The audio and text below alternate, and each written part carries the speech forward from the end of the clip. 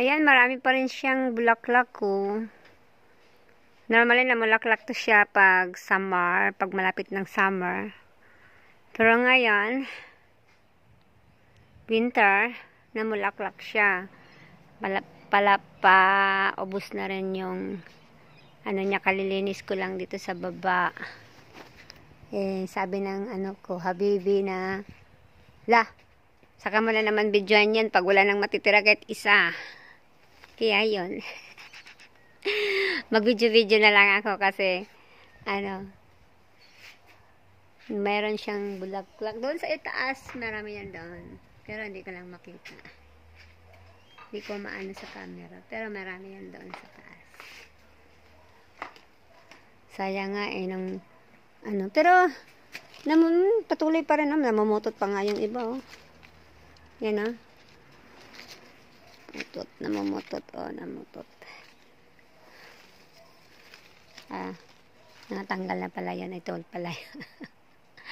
Pero meron, pag yan, mamulaklak na yan. Yan, ganyan pa umpisa. Tapos, magiging bulaklak yan. Yan, dito. Wala masyado dito. Nagkasalungat ang mga kalamansi. Nag-abot kasi ang mga kalamansi. See, ang dami talagang bunga ng kalamansi namin. Di mauubos.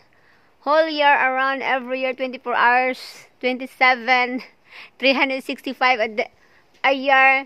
Laging maraming bunga ang aming orange. Ang aming kalamansi. Palibhasa kasi walang kumakain, kaya hindi naubos. Ibon, pero inaano lang naman nila. Pinababagsak sa lupa, tapos tinutusok, iwanan. Kasi ayaw nila. Gusto lang nilang galawin. Sabi niya, kayo, dami-dami nyo dito, di namin kayo makakain. Ayan, ang dami pa dito mag-uumpisa pa lang. Normally, pag pag malapit na mag-summer, pero ngayon, himala. Madami, kahit winter. Nag-uumpisa na siyang magbulaklak. At saka ito, normally, pag malapit nang mag-umpisa ang summer, yan, spring na, saka na siya mamulaklak ng marami. Ngayon, winter, nag-umpisa na. Taba-ching-ching, ang lalaki ng mga dahon. Ito, kulay, meron din pala, nag-umpisa na, Meron na rin pala siya, kulay, siya, parang baby pink. Baby pink siya.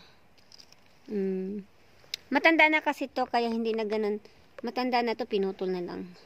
Kaya hindi na ganun siya kataba ching-ching. Ito, baby pa. Baby. Kaya ganun na lang siya pag maraming dahon. Yan. At saka, ito din, himala na mulaklak ng winter ngayon. Ito. Ayan. At saka dito, ang iba, namulaklak kahit winter. Ayan.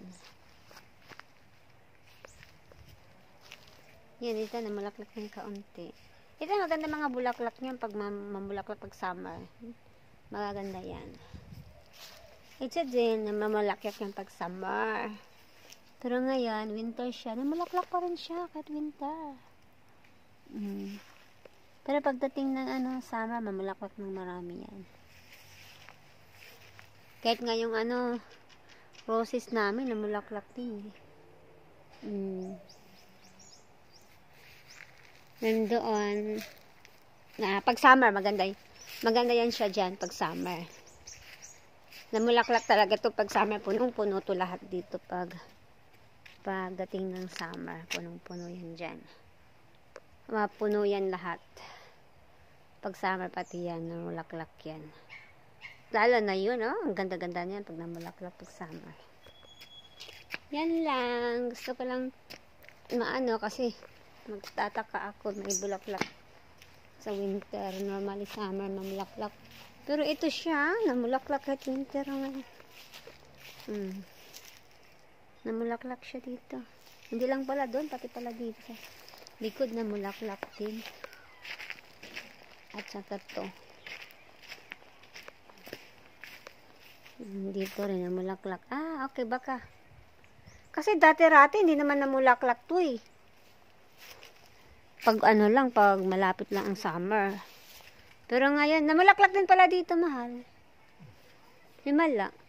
Kasi dati-rati hindi naman siya namulaklak eh. Ako, naglilinis ako dati. Yung last year na winter, wala naman siya. Yan eh. Dating winter, dito ako naglilinis buong winter. Wala namang bulaklak. Daffodils yata yan. Ito?